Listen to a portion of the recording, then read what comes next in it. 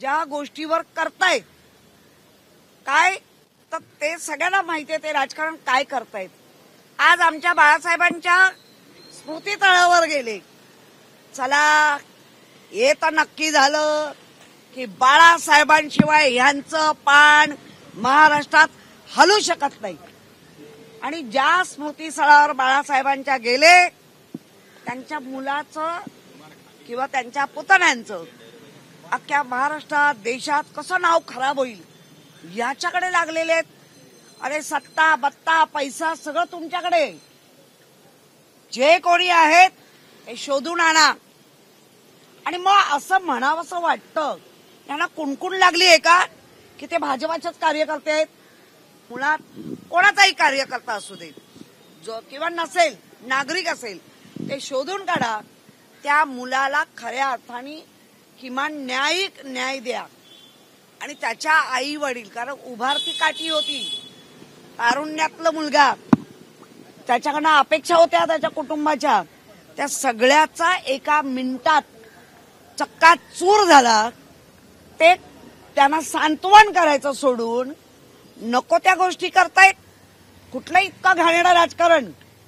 मी वारंवार म्हणते साधू कांड हे पण तुम्हीच केलेलं कांड होतं, पण तुम्ही त्यावेळेला उद्धवजी मुख्यमंत्री होते, त्याच्यातला जो चौधरी आहे त्याला पदरात घेतला कोणी? तुम्ही आता दाखवताय की आम्ही नाही, पण ते घेतलाच का? तुमच्या मते त्यांनी कांड केलं होतं पण घेतला का? म्हणजे तुम्ही जे कराल ते सगळं बरोबर आणि कुठूनही, म्हणजे सकाळी आपण जेव्हा उठतो ना, कराग्रे वसते लक्ष्मी करमध्ये सरस्वती करमुले तू गोविंदम प्रभाते करदर्शनम, असं आपल्याला आपल्या गुरुनी आपल्या आई वडिलांनी शिकवलं।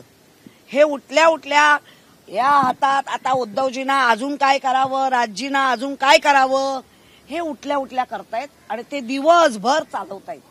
हे रॉंग आहे। इतक्या रसात तळाला तुमचं नीच क्रूर पद्धतीने राजकारण थांबवा, हे बरोबर नाही करतात। म्हणून आज अटल बिहारी वाजपेयींच्या दर्शनाने आम्ही हेच सांगू, जे कोणी हे बिघडलेले कार्टे आहेत भाजपात त्यांना जरा सुबुद्धी द्या, कारण तुम्ही अतिशय उच्च असं भाजपाचं एक नेतृत्व आणि तुम्ही ते भाजप तेवढा उंच नेऊन ठेवलाय। आता कुठे नेऊन ठेवला भाजप? गुंडा पुंडांच्या पायाशी, असं बोलावं। भाषिक आणि प्रांतिक वाद आहे, गरज म्हणता येणार नाही। आमची बुद्धी आणि सुबुद्धी आमची जागेवर आहे। ज्यांची हल्ली आहे ना त्यांना बरोबर ते कळलंय। भाषिक आणि प्रांतिक वाद ठाकरे बंधू करतायत असं भाजपकडून म्हणतात। मुळामध्ये भाषिक वाद हा कधी कुठल्याच ठाकरे बंधूंनी केलं नाही।